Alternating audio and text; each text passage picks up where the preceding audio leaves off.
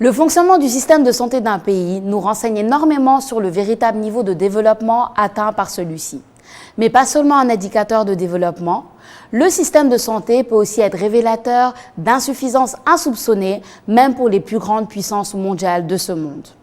Aujourd'hui dans ID, cette émission où nous menons des débats de fond sous la bonne forme, nous avons le privilège de recevoir deux experts praticiens qui vont nous renseigner sur le fonctionnement du système sanitaire au Sénégal. Alors Monsieur Yaro Fall, bonsoir, comment allez-vous? Bonsoir Sophia.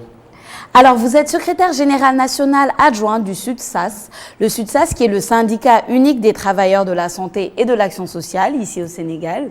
Et Monsieur Abdou Diouf, comment ça va Monsieur Diouf? Bonsoir Sophia, ça va bien. Alors vous êtes membre du comité directeur de l'association des infirmiers et infirmières du Sénégal, c'est bien ça? Alors tout d'abord, c'est un honneur pour nous de vous recevoir ici en cette période très cruciale lorsqu'on parle de santé, de système sanitaire en période de Covid-19. C'est important pour tout le monde de savoir comment ça fonctionne.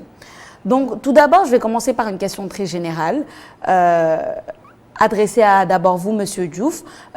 Comment est-ce que vous percevez et quelle est, en fait, selon votre expertise, la situation du système de santé sénégalais lorsqu'on parle d'accès aux soins pour tous et d'accès aux médicaments, d'accès aux traitements? Où est-ce qu'on se situe ici au Sénégal? Merci Sophia. Pour parler de la situation du système de santé sénégalais par rapport à l'accès aux médicaments, par rapport à l'accès aux soins, il va falloir faire une petite historique par rapport à la conférence d'Alma-Ata qui a eu à fixer ce qu'on appelle, qui a eu à développer ce qu'on appelle les soins de santé primaires. Donc ces soins de santé, les soins de santé primaires qui ont été élaborés à Alma-Ata en 1978 avaient fixé des principes. Et parmi ces principes pour un système de santé, il y avait un principe important qu'on appelait l'équité. L'équité, ça signifie quoi? Ça signifie que toutes les populations du monde doivent avoir accès aux soins, accès aux médicaments de manière équitable.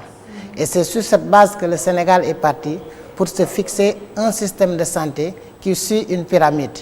Et à tous les niveaux de la pyramide, il y a des gens qui interviennent, qui permettent à ce que les populations puissent accéder, j'allais dire, au système de soins, mais également aux médicaments. C'est dans ce cadre d'idée que les pays africains se sont réunis à Bamako pour créer ce qu'on a appelé l'initiative de Bamako, qui a permis de non seulement confectionner des médicaments génériques, mais également d'amener ces médicaments génériques-là jusqu'au niveau les plus reculés, afin que les populations puissent bénéficier de ces médicaments-là. Donc, c'est dans cet ordre d'idée que le Sénégal se situe actuellement par rapport à l'accès aux soins et l'accès aux médicaments. D'accord. Monsieur Fall, qu'en pensez-vous par rapport à la situation du Sénégal lorsqu'on parle d'accès aux soins et aux médicaments pour tous? Voilà, tout d'abord, permettez-moi de saluer nos leaders, Balo Diacham, Sidi Ndiaye et Ndeye Diakhaté de Andegesem, mais aussi de saluer nos militantes et nos militants par rapport au SUTSAS, à travers Aïcha, la responsable des femmes, Narcisse Gomis, responsable des jeunes, et le doyen Gaï, responsable des doyens au niveau pays. Donc, quand on parle d'un système, ça veut dire que c'est un process qui est déjà établi, comme l'a dit notre collaborateur tout à l'heure, par rapport au système de santé sénégalais en termes d'accessibilité. Donc, si on parle de système de santé, à l'intérieur, il y a ce qu'on appelle aussi la santé. Il est normal donc de connaître c'est quoi la santé dans sa globalité. La santé ne rime pas par rapport à la maladie. Et la santé n'est rien d'autre qu'un état de bien-être complet, physique et mental. Et psychique ne veut pas dire l'absence de maladie ou d'infirmité. Étant donné que cette santé est très bien claire, donc la santé pourrait souffrir de besoins. Et on peut aussi avoir des problèmes de santé dans la communauté. Et les problèmes ne se résument autour d'un process et la conséquence de beaucoup de faits qui donnent un problème de santé dans un pays bien déterminé. Et maintenant, la population elle-même peut déterminer des besoins en termes de santé. Et ces besoins peuvent être résumés en besoins normatifs ou bien des besoins exprimés, n'est-ce pas? D'où l'importance maintenant que, comme l'a dit M. Diouf tout à l'heure, que depuis la conférence d'Almata de 1978, il y a l'appropriation des soins de santé primaire au niveau pays, avec ses principes et ses 8 composantes. Donc c'est sur ce que la santé elle-même représente, il y a le droit à la santé au niveau de la Constitution, c'est érigé. Droit à la santé, droit à l'éducation, droit à la protection. C'est pourquoi l'État du Sénégal a créé ce qu'on appelle un ministère de la Santé, qui est l'organe faîtière qui doit gérer et assurer la santé des populations avec une organisation. C'est à partir de là où il y a le ministère de la Santé qui doivent organiser comment on doit gérer la santé au niveau pays. C'est pourquoi on parle de système avec peut-être des prérogatives. Maintenant, le fait d'avoir ce ministère de la Santé, il va falloir avoir à côté ce qu'on appelle l'accompagnement par rapport à la prise en charge médicale des malades à travers beaucoup d'organisations. Si vous prenez par exemple ce qui existe au niveau sanitaire par rapport à l'accompagnement, il y a les CDS, les comités de développement sanitaire, il y a la couverture maladie universelle, il y a aussi l'existence des mutuelles dans l'ensemble des communes du pays pour assurer la prise en charge médicale de ces personnes. Malgré que ces instances que je viens de décliner, il y a beaucoup de difficultés, il y a beaucoup de points à améliorer par rapport à la redevabilité, par rapport à la couverture.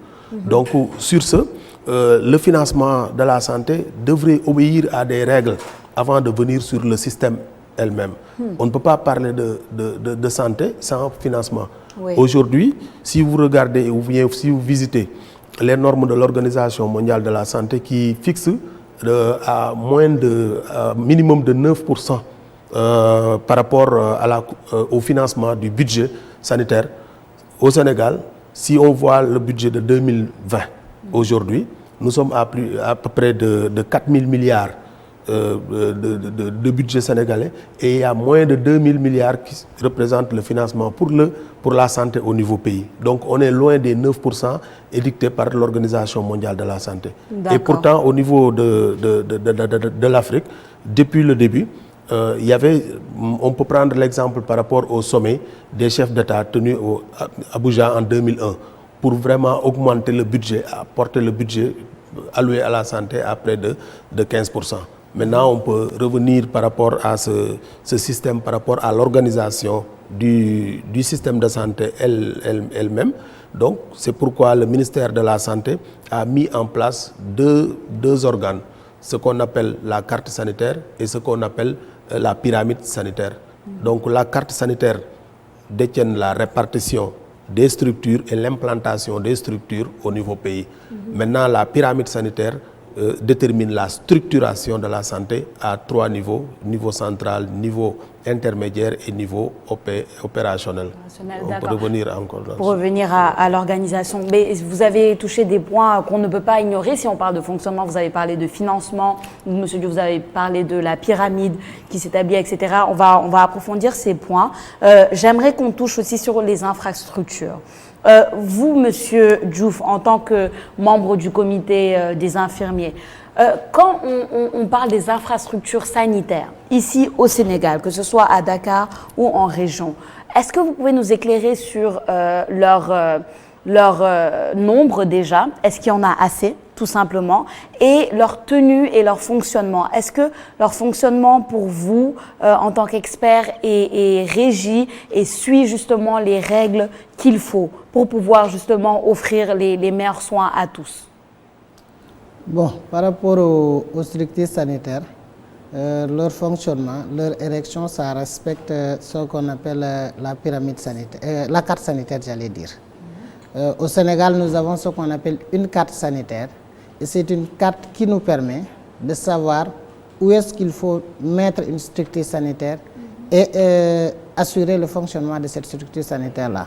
Donc c'est vrai qu'il y a des manquements quand même, on ne peut pas l'occulter, mais quand même, l'État est en train de faire des efforts pour se rapprocher des normes de l'OMS.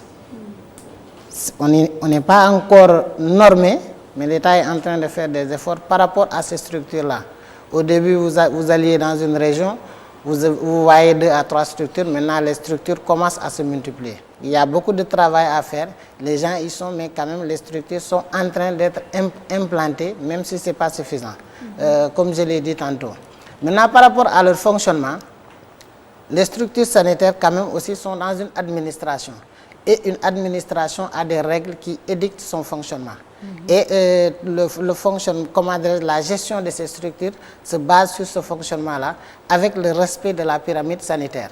Parce qu'on a tantôt parlé de la pyramide sanitaire. Dans cette pyramide sanitaire qui est à 3 niveaux, nous avons des structures sanitaires aux 2 niveaux. Au niveau opérationnel, nous avons ce qu'on appelle les cases de santé en bas, les postes de santé, les centres de santé et les établissements publics de santé niveau 1.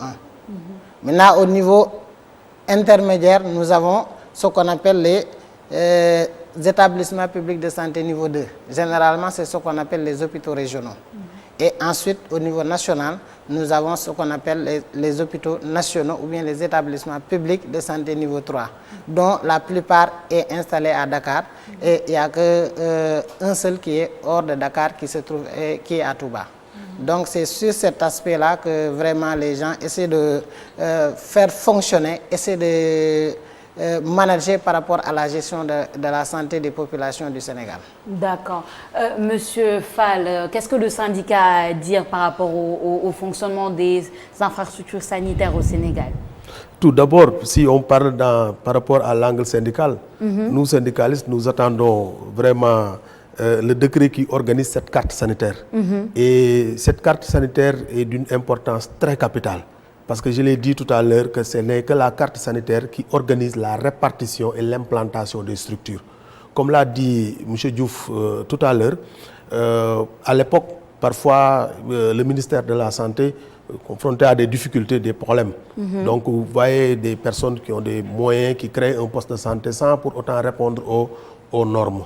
N'est-ce pas? Donc, pour cette carte sanitaire, la révision devrait être étalée tous les 5 ans. Et maintenant, durant les 5 ans, il y aura un plan de suivi-évaluation par rapport à l'évolution de cette même carte sanitaire.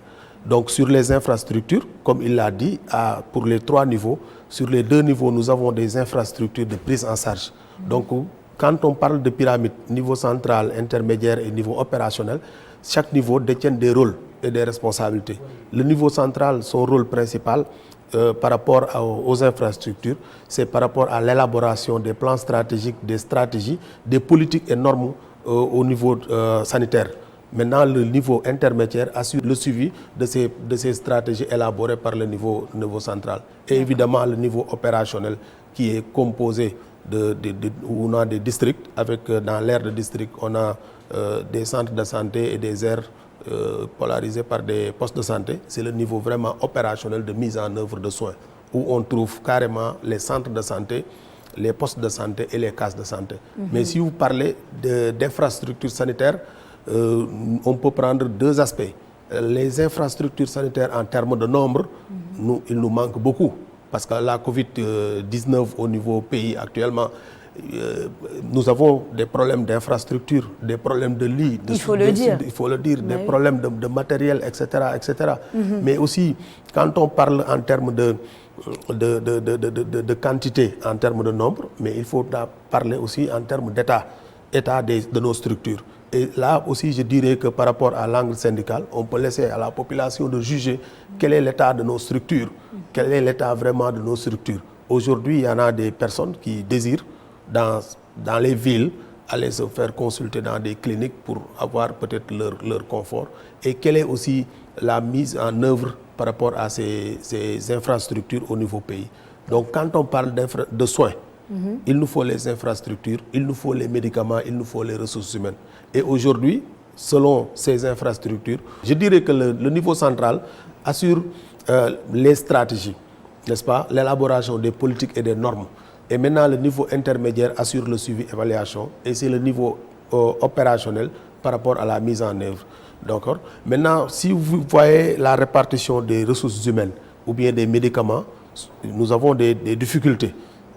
sur les ressources humaines. Aujourd'hui, selon les normes de l'OMS, c'est édicté pour 5000 habitants, un infirmier ou bien 1000 habitants pour un médecin. Mais c'est tout à fait le contraire de ce que nous voyons. Aujourd'hui, si vous partez à l'intérieur du pays, il y a des zones où un infirmier assure la santé de plus de 35 000 habitants ou bien de 40 000 habitants avec une polarisation de 60 villages ou bien de 75 villages. Donc aussi ça, c'est des difficultés. Par rapport à la gestion de ces ressources humaines aussi, nous notons, nous en tant que syndicalistes, des problèmes de répartition. La répartition n'est pas vraiment bien faite. Aujourd'hui, vous partez dans des districts, dans un centre de santé, on peut trouver là-bas 2 sages-femmes d'État ou 3 sages-femmes d'État. Et au niveau de la capitale, on peut trouver 5, 10 à 15 sages-femmes dans un même centre de santé. Il n'y a pas une bonne distribution des ressources humaines. Et ça, je pense que c'est des questions qu'on doit gérer par rapport à la gestion démocratique du personnel. Les médicaments aussi, nous avons des difficultés. Par rapport aux médicaments, il y a des ruptures. Par rapport aux médicaments aussi, le système d'approvisionnement des médicaments, nous avons des difficultés. Parce que selon les normes, aujourd'hui, le Sénégal est dans cette politique de faire de telle sorte que ce n'est plus les structures qui se déplacent pour aller chercher des médicaments, mais c'est le médicament qui se déplace, si je peux m'exprimer ainsi, pour venir dans les structures. Et par rapport à cette gestion des médicaments, il y a beaucoup de choses. Il y a beaucoup de difficultés en termes de formation, en termes de gestion et en termes d'appropriation et en termes de recouvrement. Tout à fait. Il y a clairement un déficit que vous relevez par rapport aux ressources humaines et même aux ressources matérielles, aux médicaments. Monsieur Diouf, en tant que membre du comité directeur de l'Association des infirmiers et infirmières du Sénégal, est-ce que vous pouvez nous expliquer comment est-ce que votre programmation et votre association s'organisent pour gérer par exemple une crise comme celle du Covid, avec tous ces déficits que le syndicat nomme et puis surtout met de l'avant qui existent? Comment vous vous organisez? Voilà, merci. Bon, par rapport à notre organisation, vous savez, nous sommes une association de professionnels et une association privée qui est régie par des textes à travers son statut et son règlement intérieur, qui a son organisation, son fonctionnement. D'abord, par rapport à notre organisation interne, bon, à l'image des autres associations ou syndicats, on s'organise d'abord à la base, parce que nous sommes dans un système de santé et notre organisation suit ce système de santé-là. Nous avons ce que nous appelons des sections au niveau des districts, au niveau des hôpitaux. Ensuite, nous avons ce qu'on appelle des sections régionales, c'est-à-dire l'ensemble des sections des districts et des hôpitaux d'une même région se réunissent pour former ce qu'on appelle la section nationale. Et ensuite, toutes les sections nationales vont former ce qu'on appelle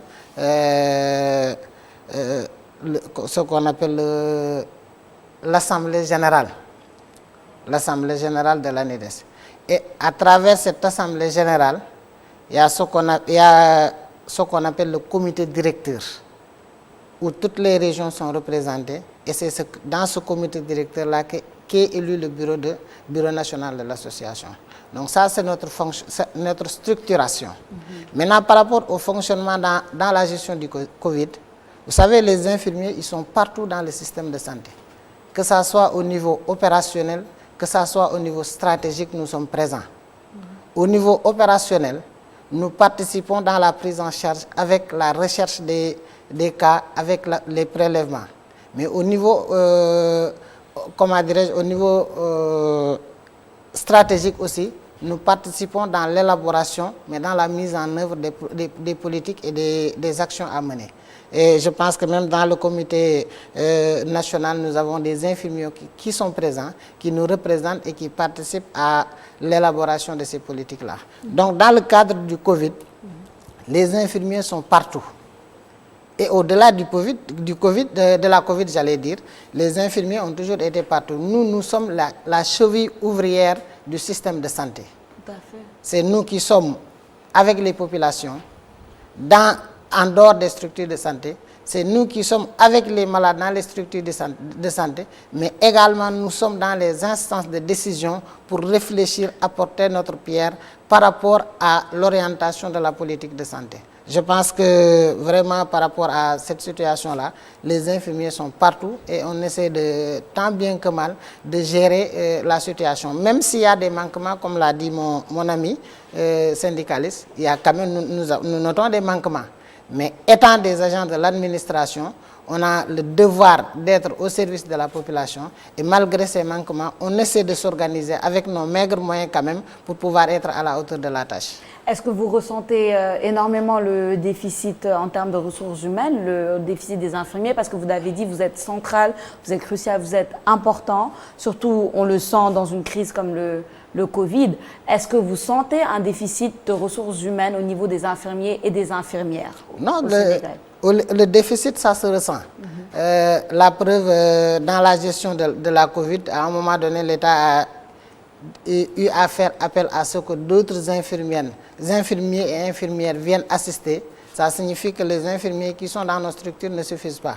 Donc nous ressentons quand même ce manquement-là, et raison pour laquelle nous exhortons l'État quand même à essayer d'augmenter le nombre d'infirmiers avec un recrutement massif. Parce que quand même la santé des populations, c'est du ressort de l'État. Même si nous sommes des agents de santé, la santé de la population, c'est du ressort de l'État. Donc il va falloir que l'État, à un moment donné aussi, essaie de voir, en fonction de ses capacités, comment augmenter ce personnel infirmier-là pour qu'on puisse vraiment faire le travail qui nous est demandé normalement. Parce que quand il y a une charge de travail énorme, à un moment donné, on est là, mais on ne fait pas ce qu'on doit faire comme on devrait le faire. Parce que quand même, on est des êtres humains, à un moment donné, on est fatigué, on est exténué. Et vous savez que, quel que soit ce qu'on fait, ça se passe dans la tête. Et quand on est fatigué, on ne peut pas vraiment faire ce qu'on a à faire comme ça se doit. Tout à fait, c'est important de le dire. Monsieur Fall, on a beaucoup parlé de la hiérarchisation du système de santé, les différents corps de métier, etc., etc. Dans cette hiérarchisation et dans cette organisation, quelle est l'importance et la place d'un syndicat comme le SUSTA pour justement assurer un bon fonctionnement? Comment est-ce que vous définirez le rôle de votre syndicat et sa place? Bon, le rôle d'un syndicat et sa place par rapport au système, avant d'avancer, je vais rebondir sur ce qu'a dit tout à l'heure mon ami Diouf par rapport à la situation de la Covid-19 au niveau pays en termes de ressources humaines. Nous, syndicalistes, nous réclamons vraiment un recrutement massif pour le personnel de santé. Parce qu'aujourd'hui, je peux dire que si on pourrait dire que la Covid-19 a élaboré le diagnostic communautaire, c'est-à-dire l'analyse situationnelle de la santé au niveau pays, c'est une vérité. Aujourd'hui, des retraités de 2 ans, on est en train de les rappeler pour vraiment les recruter, pour les mettre dans le système, pour accompagner la prise en charge. D'où l'importance dans notre plateforme revendicative de réclamer l'élargissement, n'est-ce pas, par rapport à l'âge de la retraite jusqu'à 65 ans. Donc si vous parlez du rôle du syndicat, le SUTSAS, je peux dire que le SUTSAS, ce n'est pas quelque chose qui est nouveau. Nous existons depuis plus de 44 ans. Depuis 44 ans. Rappelons-nous par rapport à l'appel de 1976, l'appel de Diourbel.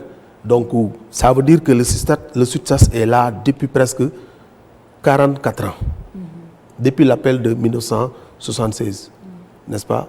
Et après 1976, nous avons tenu notre premier congrès par rapport au SUTSAS en 1981. C'est à partir de 1983 que nous avons élaboré notre première plateforme revendicative. Et cette plateforme revendicative demandait à l'époque un système indemnitaire, n'est-ce pas, pour l'ensemble des agents de santé, un relèvement du budget de la santé, un plan de carrière pour l'ensemble des prestataires, mais aussi une gestion démocratique. D'accord? Donc, je veux dire par là que nous sommes une organisation, nous sommes des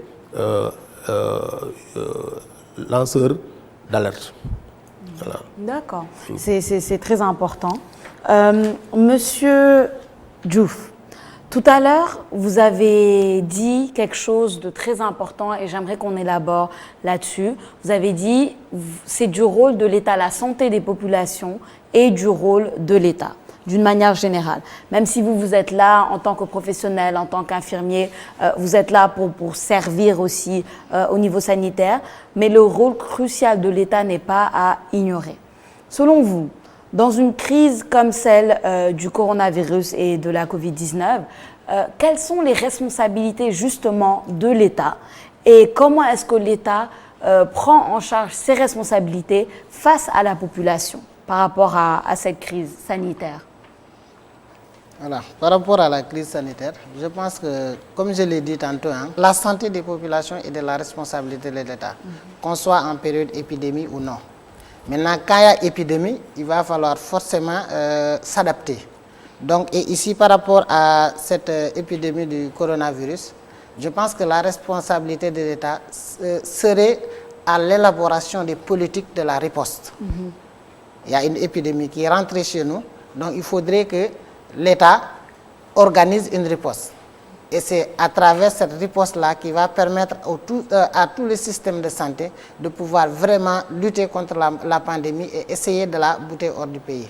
Donc la responsabilité de l'État, c'est par rapport à l'orientation, mais également par rapport à la dotation de produits et de matériel qui permettrait de lutter contre cette pandémie. Parce que la lutte contre la Covid, ça nécessite du matériel, mais ça nécessite également des ressources humaines. Et nous l'avons dit tantôt, les ressources humaines, même s'il y en a quand même qui sont de qualité. Et n'oublions pas, le Sénégal a quand même des ressources humaines de qualité. C'est vrai que dans d'autres situations, quand on sort un peu de la Covid, nous voyons des Sénégalais qui sont malades, qui sont évacués vers des pays comme le Maroc, vers la Tunisie. Et ces agents, que ce soit du Maroc, que ce soit de la Tunisie, sont généralement formés au Sénégal. Formés par des Sénégalais. Donc la compétence est avec nous. Maintenant, qu'est-ce qui reste? À un moment donné, souvent, il faut qu'on relève le plateau technique. Et pour revenir par rapport à la Covid, il faudrait l'État a la responsabilité quand même de dispositionner le matériel de protection pour les agents de santé. Parce qu'il faudrait qu'on nous protège. Parce que si les agents de santé ne sont pas protégés, à un moment donné, si tous les agents de santé sont malades du Covid, je me demande qui va continuer à gérer la population dans le domaine sanitaire. Donc il faudrait, l'État a la responsabilité, même si quand même beaucoup d'efforts sont faits, mais ça ne suffit pas. À un moment donné, il faut essayer d'augmenter pour protéger les agents de santé. Mais également aussi de dispositionner les autres outils qui nous permettent de lutter. Parce que la lutte, elle est transversale. La lutte, elle est transversale. Aujourd'hui, la lutte n'est plus seulement une affaire des techniciens de la santé. Donc tous les secteurs de la vie sont appelés à intervenir pour qu'on puisse quand même combattre cet ennemi-là, qui n'est pas facile du tout à combattre. Donc l'État doit, en grosso modo, organiser, être le penseur de cette riposte-là, pour qu'on puisse quand même vraiment un jour arriver à vaincre le Covid-19. La COVID-19, j'allais dire. Oui. Monsieur Fall, j'aimerais que vous réagissiez un peu sur ça. Quand on parle de responsabilité, des tâches par rapport à la gestion d'une crise comme la Covid-19, parce que nous disposons ici au Sénégal quand même d'une des facultés de médecine, d'une des meilleures facultés de médecine en Afrique, et c'est connu. Donc, quand M. Diouf affirme que le talent est là, au niveau de la médecine, je pense que c'est reconnu. Les médecins sénégalais, les infirmiers sénégalais, les gens formés en médecine au Sénégal sont extrêmement talentueux. Qu'est-ce qui reste? Quel est le problème, en fait, j'aimerais dire? Quelle est la difficulté principale que nous avons alors à ce niveau-là? Oui, comme il l'a dit, tout est là. Mais pour revenir sur notre rôle proprement dit, nous sommes vraiment un contre-pouvoir. Nous sommes un syndicat de développement, mais nous gardons aussi notre autonomie et notre indépendance. Ça, c'est vraiment très important pour le rappeler. Donc, si vous prenez par exemple cette situation par rapport à la Covid-19 au niveau pays, vous prenez notre organisation syndicale depuis le début de l'événement jusqu'ici. Le 15 février, nous avions appuyé le président de la République. Au moment où les gens demandaient le retour des étudiants de Wuhan, nous avons sorti notre déclaration pour fustiger et montrer la fragilité et la vulnérabilité de nos frontières. Maintenant, par rapport aussi à la porosité de nos frontières.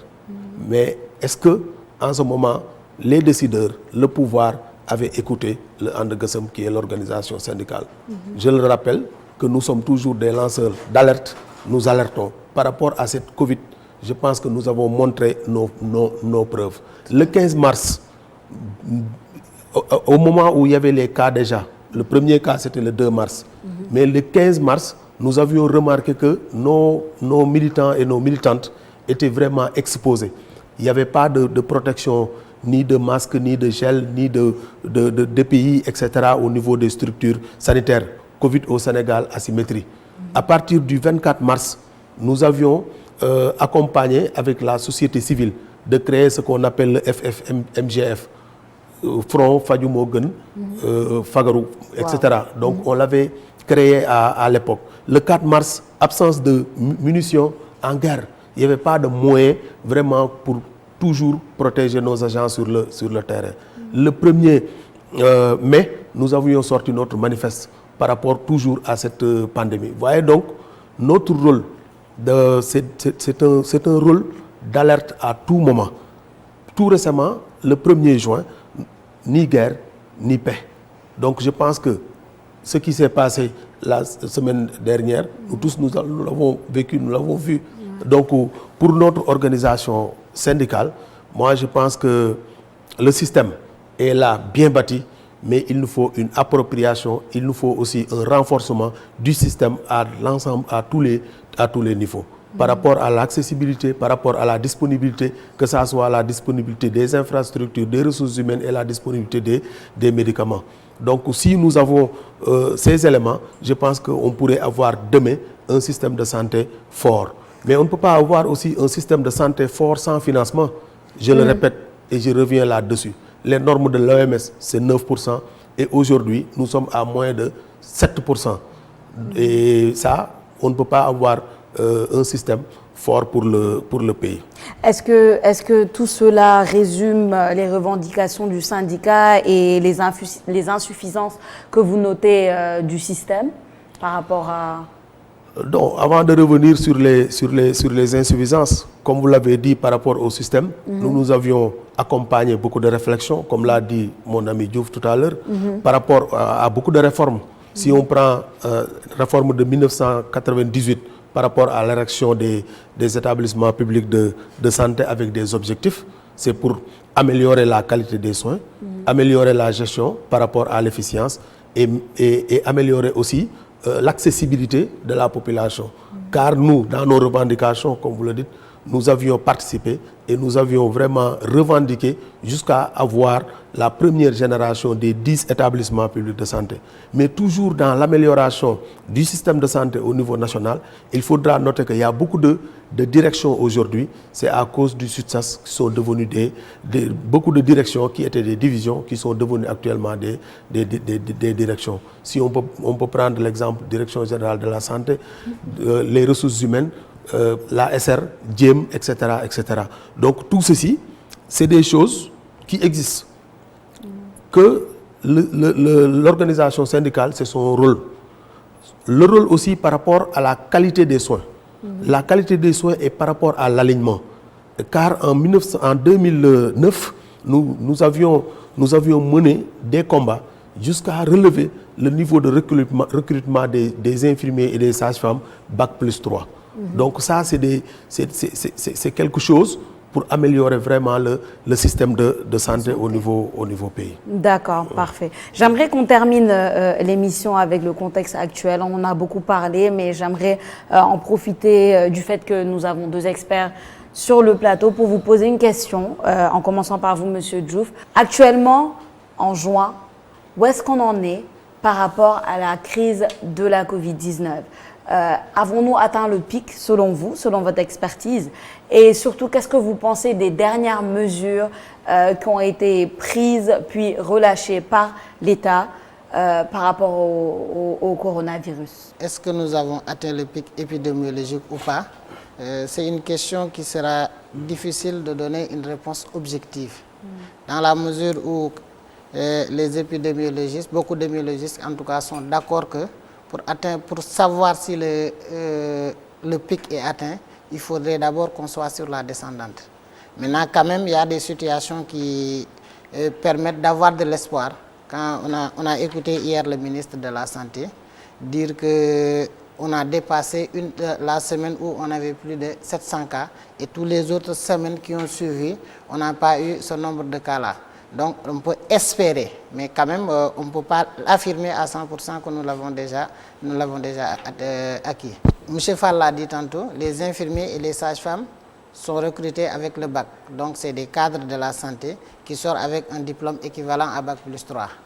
Et que l'évolution du monde a fait que, à un moment donné, il faudrait que les choses changent. Dans la sous-région, il y a beaucoup de pays qui ont déjà leur ordre des infirmiers. Et nous, infirmiers aussi, nous réclamons cet ordre-là. Parce que ça permet non seulement de nous protéger, nous, infirmiers, en tant que professionnels de la santé, mais également de protéger la population. Parce que souvent, il y a beaucoup de choses qui se font à l'hôpital et que les gens disent infirmiers. Mais au fait, en réalité, on ne sait pas qui est quoi et qui fait quoi. Et je pense que l'obtention de cet ordre des infirmiers-là nous permettrait de savoir ce que nous devons faire légalement, mais également de pouvoir protéger notre population. Donc, si nous réclamons cet ordre-là, c'est important. Et dans tous les pays de la sous-région, maintenant, ils ont leur ordre depuis maintenant quelques temps. Et au Sénégal, ça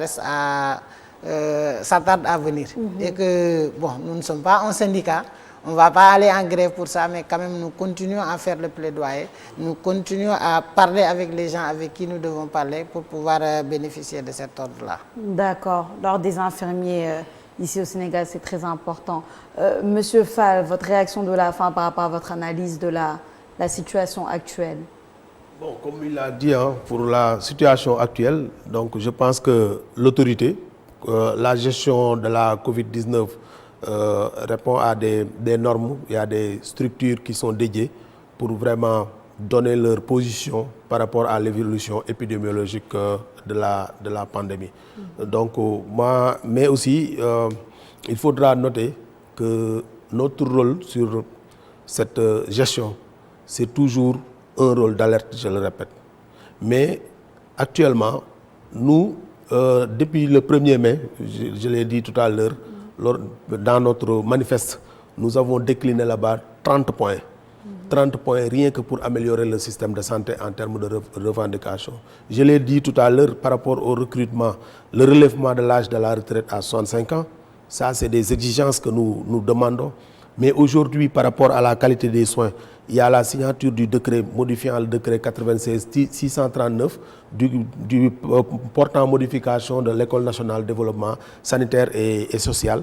Mais aussi il y a la révision portant la création des CDS, je l'ai dit parce qu'il y a beaucoup de difficultés par rapport à ces comités de développement.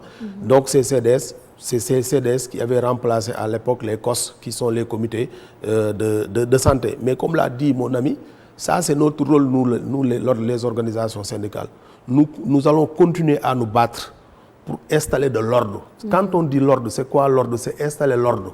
C'est installer l'ordre des infirmiers au niveau du Sénégal, installer l'ordre des sages-femmes au niveau du Sénégal. Ça, c'est dans nos plateformes revendicatives et nous allons continuer à vraiment les revendiquer.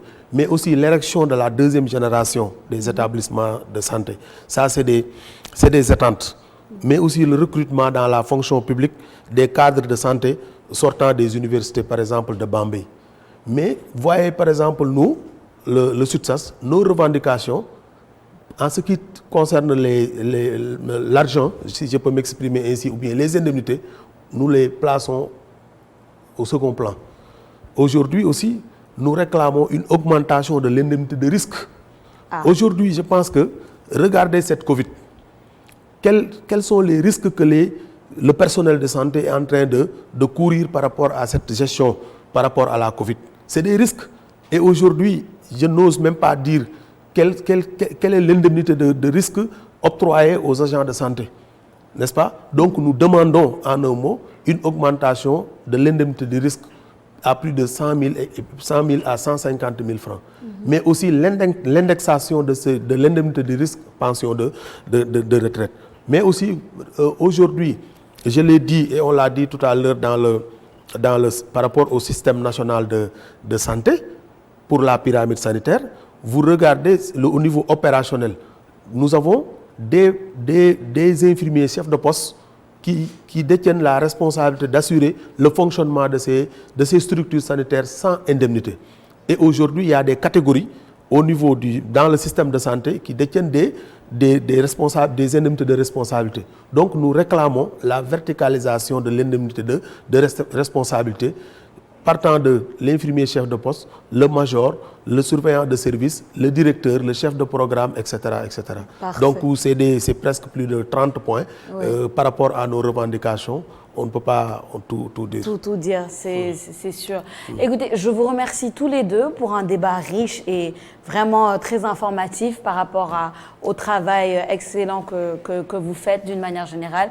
Et j'aimerais vous remercier tous au nom de la population parce que, comme vous l'avez dit, les infirmiers, les médecins, le syndicat, tout le système de santé en général est vraiment au front de cette guerre durant cette crise sanitaire de la Covid-19. Alors un grand merci à vous. Chers téléspectateurs, vous avez suivi votre émission Idées, cette émission où nous menons des débats de fond sous la bonne forme. Je suis Sophia Ba et nous vous donnons rendez-vous prochainement sur ITV.